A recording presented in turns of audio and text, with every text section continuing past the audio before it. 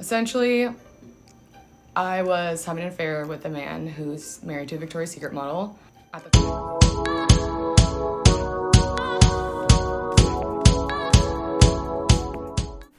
Maroon 5 frontman Adam Levine has reportedly been accused of cheating on his wife, Behati Prinsloo. A woman named Sumner Straw spilled the tea on TikTok about her alleged affair with the pop star more than a week after it was reported that the couple is expecting their third child together.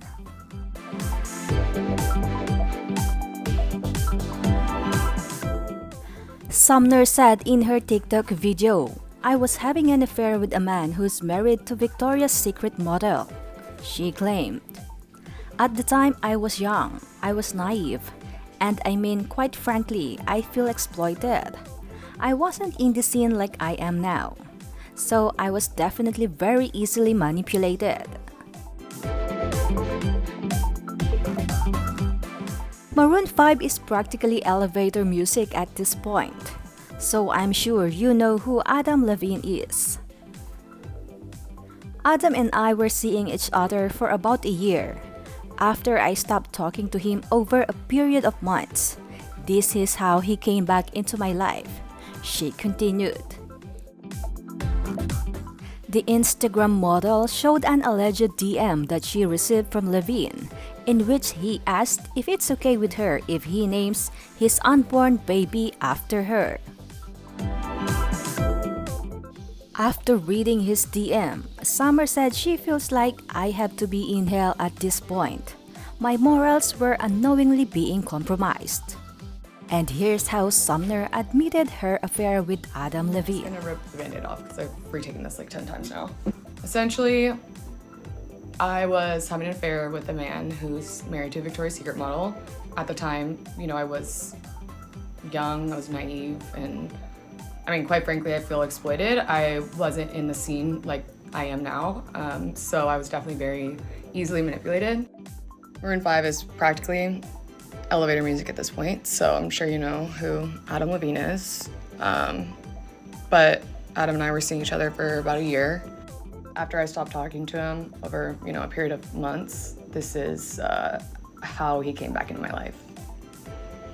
He said, "Okay, serious question. I'm having another baby, and if it's a boy, I really want to name it Sumner. You okay with that? Dead serious." I was like, I'm in hell. Like, I have to be in hell at this point. I mean, my morals were unknowingly compromised. I was completely manipulated. I wanted to handle this privately. I never wanted to come forward because obviously I know the implications that come with doing what I do, making money the way I do, and being an Instagram model.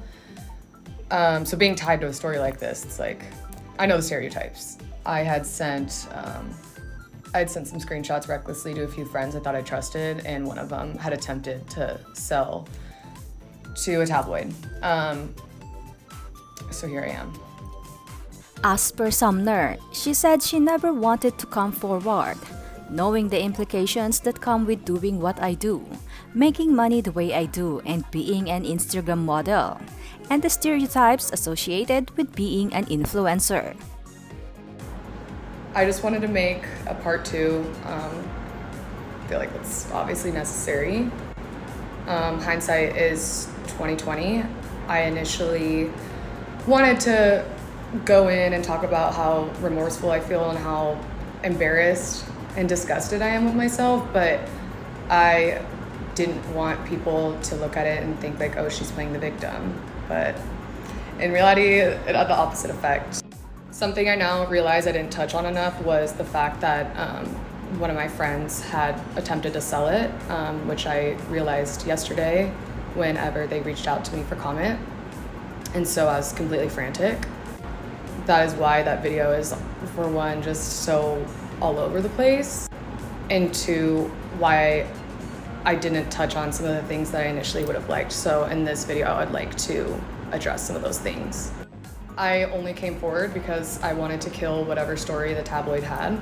The most important part that I did definitely gloss over is the fact that I was under the impression that their marriage was over. I believe that they were keeping it quiet to avoid the negative press because, as I had said, I was new to LA. So I just assumed that with celebrities of that caliber, that's just how it was.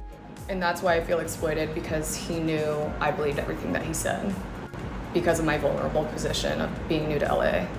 Also, he was DMing me straight from his verified Instagram account. I didn't have any reason to further question it. But I now realize that that was likely a manipulation tactic of his, just hiding in plain sight. As soon as I had realized that was not the case, I had cut things off with him. In retrospect, I wish I would have questioned things more. I wish I wasn't so naive, but being naive is not an excuse for what I did in the role I played in this. Again, in no way was I trying to gain sympathy, and I fully realize I'm not the victim in this. I'm not the one who's really getting hurt here. It's Beati and her children, and for that I'm so sorry. As to why she came forward with it now, she said she sent some screenshots recklessly to a few friends I thought I trusted, and one of them had attempted to sell to a tabloid, so here I am. Has not yet responded to the woman's affair claim. He and Beati have been married since July 19, 2014, after dating for 2 years. They welcomed their first child, Dusty Rose, on September 21, 2016, and their second child, another daughter named Gio Grace, was born on February 15, 2018.